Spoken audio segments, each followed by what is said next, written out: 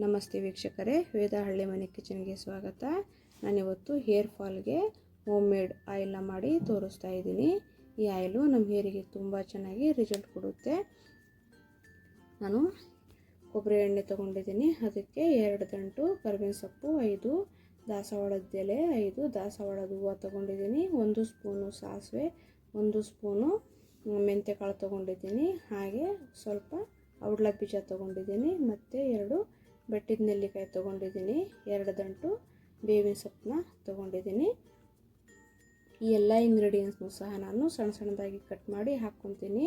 ಹಾಗೆ ಔಡ್ಲ ಬೀಜನ ಕುಟ್ಟಿ ನಾನು ಹಾಕ್ಕೊತೀನಿ. ಇಲ್ಲಿ 3/4 ಲೀಟ್ರ್ ಆಗುವಷ್ಟು ನಾನು ಕೊಬ್ಬರಿ ಎಣ್ಣೆನ ತೊಗೊಂಡಿದ್ದೀನಿ. ನಾವು ಪ್ರತಿಯೊಂದು ಇಂಗ್ರೀಡಿಯೆಂಟ್ಸು ಕಟ್ ಮಾಡಿ ಹಾಕ್ಕೊಂಡಾಗ ಅದರಲ್ಲಿ ಎಣ್ಣೆಯಲ್ಲಿ ಅದರ ಅಂಶ ಬಿಟ್ಟು ನಮ್ಮ ಹೇರ್ಗೆ ಒಳ್ಳೆ ರಿಸಲ್ಟು ಕೊಡುತ್ತೆ.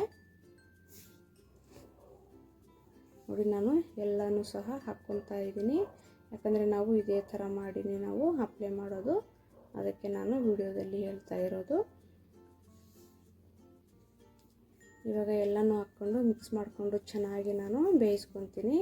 ಅಂದರೆ ಇದು ಫುಲ್ಲು ಕಪ್ಪಾಗಬೇಕು. ಅದರಾಗಿರೋ ಇಂಗ್ರೀಡಿಯೆಂಟ್ಸ್ ಎಲ್ಲ ಹಾಕಿದ್ದೀವಲ್ಲ ಅದೆಲ್ಲನೂ ಸಹ ಫುಲ್ಲು ಬ್ಲ್ಯಾಕ್ ಆಗಬೇಕು. ಅಲ್ಲಿವರೆಗೂ ನಾವು ಚೆನ್ನಾಗಿ ಇದನ್ನು ಬೇಯಿಸ್ಕೋಬೇಕಾಗುತ್ತೆ. ಆಗಲೇ ಎಣ್ಣೆಯಲ್ಲಿ ಒಳ್ಳೆ ಅಂಶ ಬಿಟ್ಕೊಳ್ಳುತ್ತೆ.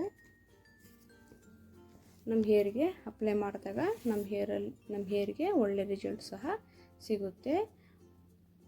ಮೇಯ್ನ್ ಏನಂದರೆ ನಾವು ಹೇರ್ ವಾಶ್ ಮಾಡಬೇಕಾದ್ರೆ ಶಾಂಪೂನ ಡೈರೆಕ್ಟಾಗಿ ಹಾಕಬಾರ್ದು. ಸ್ವಲ್ಪ ನೀರಲ್ಲಿ ಕಲಿಸ್ಬಿಟ್ಟು ನಾವು ಹೇರ್ನ ವಾಶ್ ಮಾಡ್ಕೋಬೇಕು. ಇವಾಗ ನೋಡಿ, ಸ್ವಲ್ಪ ಬ್ಲ್ಯಾಕ್ ಆಗಿದೆ, ಇನ್ನೂ ಸ್ವಲ್ಪ ಕಪ್ಪಗಾಗಬೇಕು. ಅಲ್ಲಿವರೆಗೂ ನಾವು ಚೆನ್ನಾಗಿ ಇದನ್ನು ಬೇಯಿಸ್ಕೋಬೇಕಾಗುತ್ತೆ. ಎಣ್ಣೆ ಕಲರು ಸಹ ಚೇಂಜ್ ಆಗುತ್ತೆ. ಇನ್ನೊಂದು ಏನಂದರೆ, ನಾವು ಎಣ್ಣೆನ ಅಪ್ಲೈ ಮಾಡಿಬಿಟ್ಟು 2 ಗಂಟೆ ಬಿಟ್ಟು ಹೇರ್ ವಾಶ್ ಮಾಡ್ತೀವಿ. ಆ ಥರ ಮಾಡಬಾರ್ದು. ಎಣ್ಣೆ ಅಪ್ಲೈ ಮಾಡಿದ್ಮೇಲೆ 2 ದಿವಸ ಬಿಟ್ಟು ನಾವು ಹೇರ್ನ ವಾಶ್ ಮಾಡಿದ್ರೆ ಹೇರ್ ಫಾಲು ಸಹ ಕಮ್ಮಿ ಆಗುತ್ತೆ. ನೋಡಿ, ಇವಾಗ ನಾನು ಸೋಸ್ಕೊತಾ ಇದ್ದೀನಿ.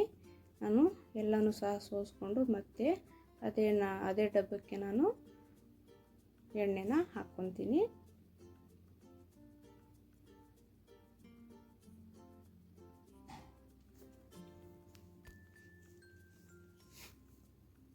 ನಿಧಾನಕ್ಕೆ ನಾವು ಸೋಸ್ಕೋಬೇಕಾಗುತ್ತೆ. ಯಾರೆಲ್ಲ ನನ್ನ ವಿಡಿಯೋಸ್ ನೋಡ್ತಾ ಇದ್ದೀರಾ, ಪ್ಲೀಸ್ ಲೈಕ್ ಆ್ಯಂಡ್ ಸಬ್ಸ್ಕ್ರೈಬ್ ಮಾಡಿ. ಹಾಗೆ ನನ್ನ ಚಾನಲ್ನ ಸಪೋರ್ಟ್ ಮಾಡಿ. ನೀವು ಸಹ ಮನೆಯಲ್ಲಿ ಟ್ರೈ ಮಾಡಿ ಅಪ್ಲೈ ಮಾಡಿ ಹೇಗೆ ಬಂತು ಅಂತ ಕಮೆಂಟ್ ಮಾಡಿ. ನೋಡಿ, ಎಣ್ಣೆ ಕಲರು ಸಹ ಚೇಂಜ್ ಆಗಿದೆ. ನಾನು ಮತ್ತೆ ಅದೇ ಡಬ್ಬಕ್ಕೆ ನಾನು ಹಾಕ್ಕೊತಾ ಇದ್ದೀನಿ. ನಮಗೆ ಬೇಕಾದಾಗ ನಾವು ಯೂಸ್ ಮಾಡ್ಕೋಬೋದು. ನೀವು ಸಹ ಟ್ರೈ ಮಾಡಿ ಹೇಗೆ ಬಂತು ಅಂತ ಕಮೆಂಟ್ ಮಾಡೋದನ್ನು ಮರಿಬೇಡಿ ಫ್ರೆಂಡ್ಸ್. Thank you.